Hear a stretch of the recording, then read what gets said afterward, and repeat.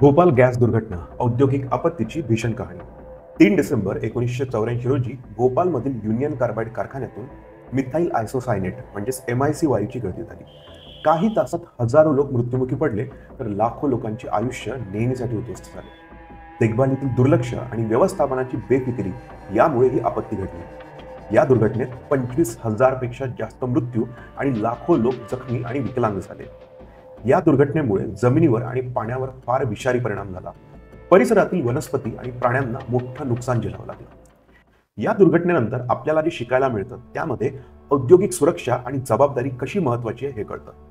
पर्यावरणीय परिणाम मूल्यांकन म्हणजेच EIA एन्व्हायरमेंटल इम्पॅक्ट असेसमेंट ही प्रक्रिया औद्योगिक धोके ओळखते आणि अशा दुर्घटना टाळण्यासाठी त्यावर प्रयत्न करते. विकासाबरोबरच मानवी आणि पर्यावरणीय सुरक्षा जपणे तेवढेच महत्वाचे आहे. विकास हा जीवनाला हानी पोहोचवणारा नसावा तर सुरक्षित आणि जबाबदार असावा.